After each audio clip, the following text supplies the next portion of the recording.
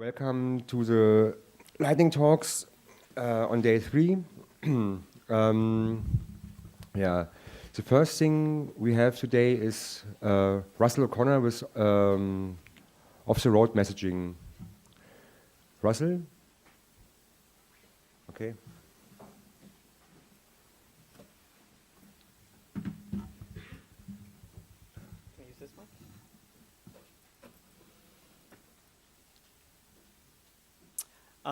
Hello, everyone. My name is Russell O'Connor.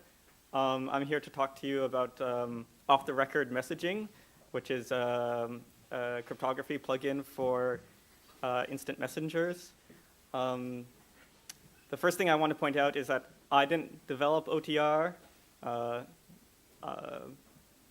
unfortunately the authors are in North America right now, and I'm here, so I decided that someone ought to give a little talk about OTR, so that's why I'm here. OTR was developed by Nikita Borisov, Ian Goldberg, and Eric Brewer. And before going into what OTR does, I want to explain the motivation and the problem that OTR is trying to solve. Suppose Alice and Bob are trying to communicate over an instant messenger in a secure way, so they might plug in some sort of PGP layer on top of their instant messaging system. And this will give you encryption and authentication, and this is something that most people here are familiar with. But suppose sometime in the future, Bob's computer is compromised in some way, whether by a backdoor, virus, or Trojan horse, and so forth. And Bob's encryption keys are taken. Now, if the transcript of the instant message was recorded by somebody, and now they have access to Bob's decryption keys, your Eve can decrypt these recorded transcripts and see what communications between Bob and Alice occurred in the past. And moreover, if you're using PGP to do digital signatures, your adversary will be able to read the digital signatures attached with it and verify that indeed Alice sent these little messages over instant messenger.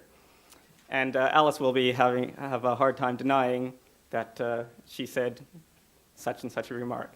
So this is bad, and not being able to deny what you said on IM is even worse. This is no longer like chatting with your buddy in a room, right?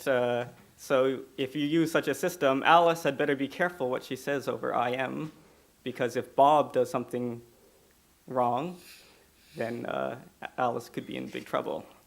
So this is where OTR comes in. OTR stands for off the record.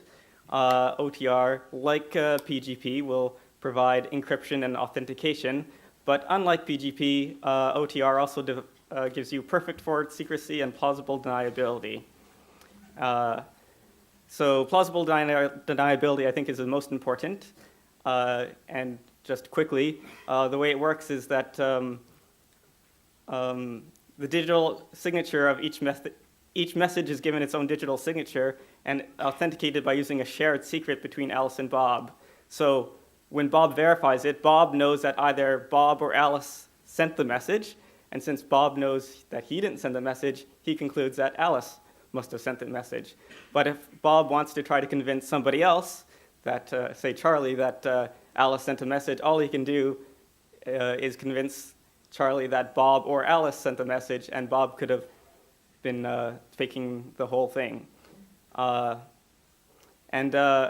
As a further security measure in OTR, after the next instant message is sent, the shared secret is revealed in the protocol, and now anyone can can fake the digital signature, and the digital signature becomes meaningless. And a new shared secret is created for the next message, and so forth as you pass messages back and forth through IM. Perfect forward secrecy is achieved by using, again, a shared secret per message. This time, the shared secret will be an encryption key. And after Bob decrypts his message, he throws away his encryption key. And now, if in the future Bob or Alice's computer is compromised, the encryption keys have been tossed away because they've already served their purpose of decrypting a single message. And the transcript still can't be decrypted by Eve. So these shared secrets are generated by a standard Diffie-Hellman key exchange, and the real-time online nature of instant messaging makes this protocol work very well.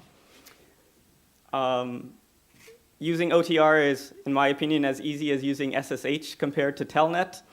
I run OTR under the game client under Linux, and what the plugin does is make a little button that says not private when you're talking with somebody for the first time.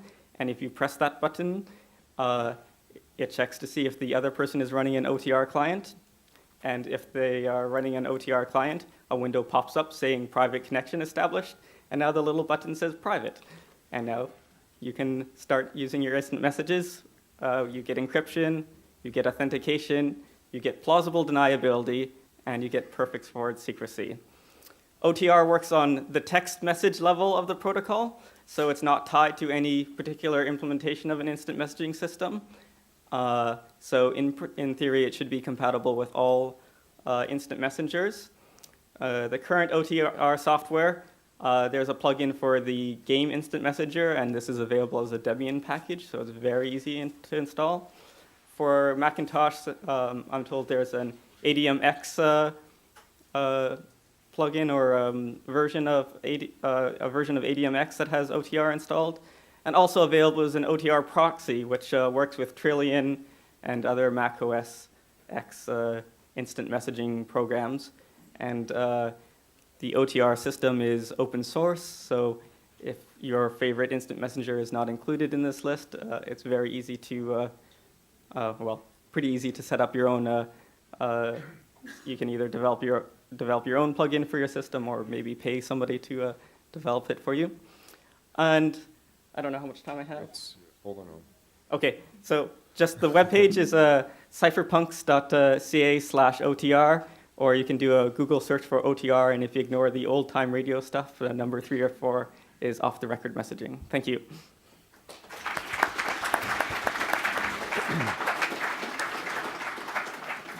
Talk number 2 is about ZFS from Jens Kühnel.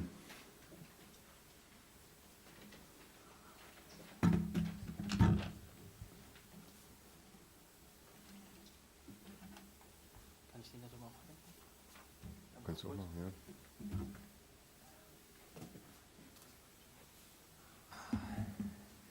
Yeah, hello everyone. I want to talk. First, is English okay? Because I wrote down German or English. Wer versteht kein Englisch? Okay, good. Well, let's give this. I will give the talk in English. It's about ZFS, the new file system that Sun shipped out with the Solaris Express and Open Solaris since a couple of months ago. I played around on my Sun for Fun project for about 3 days. And yeah, what's totally new is they made really some nice changes instead of the normal way file systems are used. When you use dynamic file systems, you normally use LVM, where you have 3 layers. You start on the first layer, you have your block devices, then you have where you have your physical volumes, then you have your volume groups, and then you create logical volumes and put the file system on it.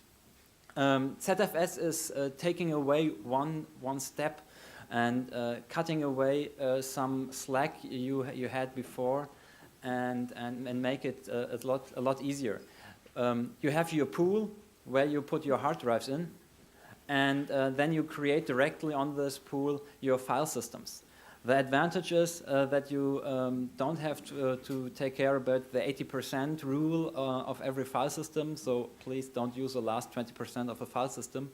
The simple way to bypass is that the free space is shared with all file systems.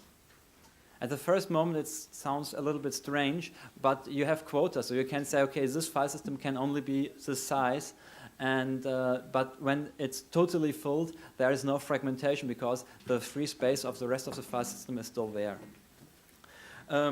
Some other problems that are that have been used, or is that you don't write really to blocks. The file system itself is 100% atomic. So you really said, okay, I want to change this file and this changes I want to make, and it's not translated to a block layer where I said, okay, I change this block on my virtual file system, on my virtual hard drive that is shipped to 3 different disks at the end.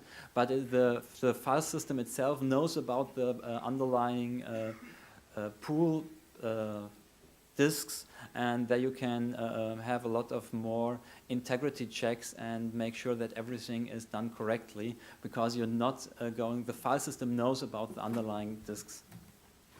Another thing, what they've done is it's 128-bit file system, so that's the reason it's called ZFS. It's zettabyte. It's there's on the slides one information about you can store every quantum information on the Earth on the file system, so there's no limitation at all. Another very nice thing is they put automatically a file system checksum in. Every block that is written on the disks has a checksum. And this checksum is automatically created when the block is stored, and then it's very easy to make a checksum, because with the modern CPUs, checksumming a block is quite a fast operation, and it has the advantage then that when one mirror is changed, it automatically detects it and can repair it. So this information, this checksum, is inside the file system itself, not again like on LVM or some other RAID or stuff, where the again there's only for the block of the underlying virtual disk, and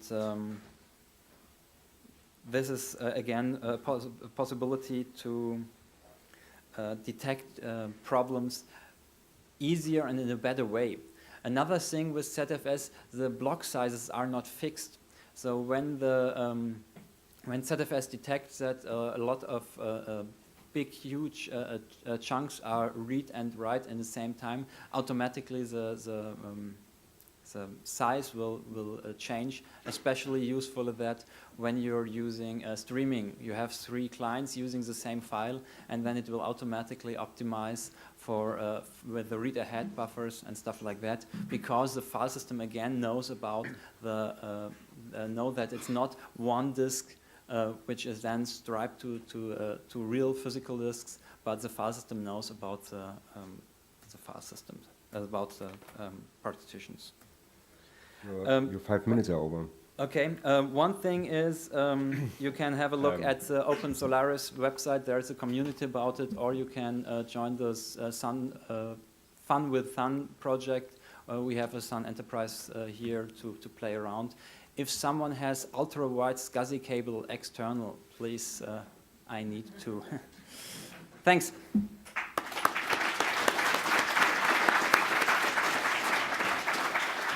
Next one is a talk of Christian Ten about dying giraffe recordings.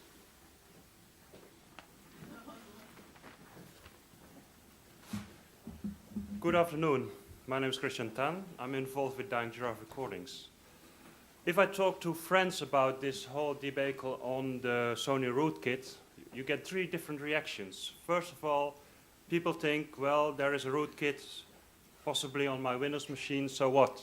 They don't know what it means, they don't know what it implies. Then there are friends who say, so there's a rootkit for Windows machines, that doesn't affect me. Although there are rumors that there is a Sony rootkit for OS X too. And then there's a third reaction of people saying, you still buy CDs? So, and they have a point, why would you still buy music?